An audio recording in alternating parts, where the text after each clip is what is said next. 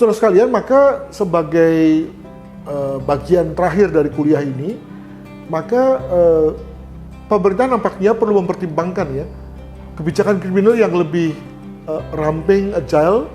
Demikian juga struktur kelembagaan yang memproduksinya juga perlu lebih ramping, agile, dan kaya fungsi, gitu ya.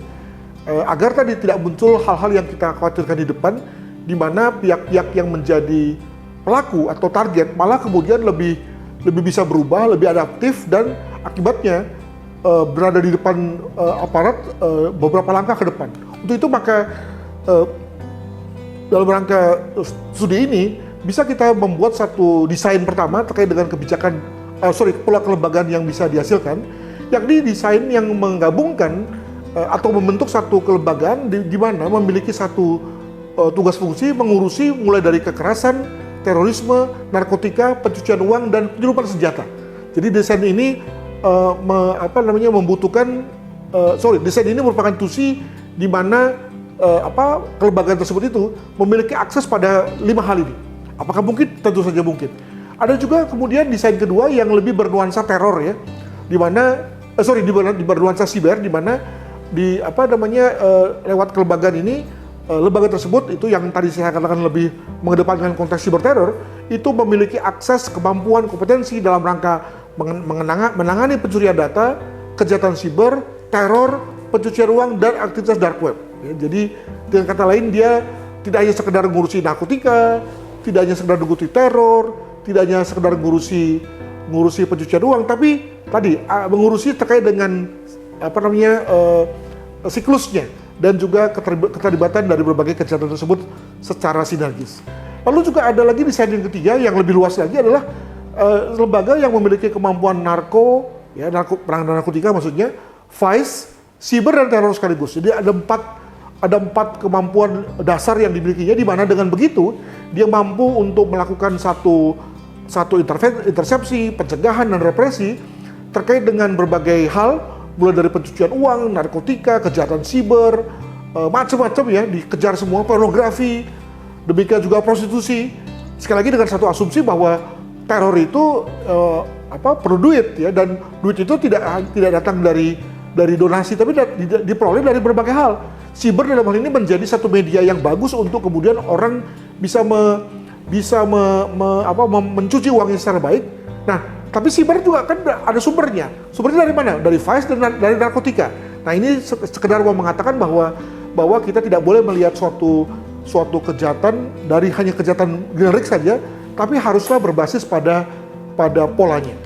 Nah, maka dengan kata lain dari tiga desain itu kita lalu berpikir bahwa memang perlu ada model tata kelola ya terkait dengan pemberantasan terorisme, yang mana kemudian lalu melahirkan satu kebijakan kriminal yang juga khas dan khusus gitu ya. Nah, ini adalah satu model yang saya gagas, di mana kemudian itu ada model yang bernuansa gakum, ada model yang bernuansa konvensional gitu ya, dengan segala kelebihan dan kekurangannya. Dan ini juga satu model yang sudah pernah ada sebetulnya, di mana berupa model rantai informasi dan komando terkait serangan teror, khususnya ketika ada unsur pendadakan ya, di mana seyogianya presiden sebagai eksekutif tertinggi, eksekutif yang lalu kemudian bisa memerintahkan satu kegiatan yang bersifat massal dan bersifat meluas, itu lalu kemudian bagaimana proses rantai komandonya, rantai informasinya. Jangan-jangan ada rantai informasi yang terlalu jauh ya, yang lalu kemudian menjadikan presiden misalnya terlambat untuk mendapatkan informasi.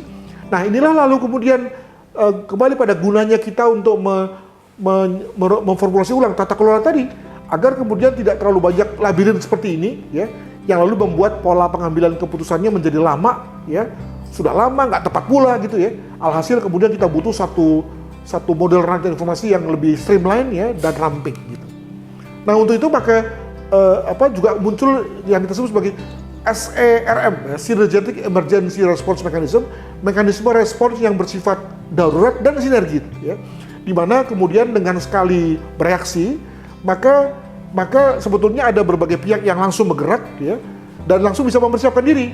Jadi sebagai contoh misalnya kejahatan siber, ya, ketika ada ada peretasan ya terhadap beberapa akun-akun lembaga misalnya. Maka bayangkan bagaimana itu kemudian bisa berdampak secara politis, secara keamanan siber, keamanan terkait dengan keamanan higienis, keamanan terkait dengan konteks fauna flora dan macam-macam gitu ya. Dengan kata lain pula lalu kemudian segera berbagai pihak itu lalu harus bergerak dengan model mekanisme respons yang bersama-sama ini.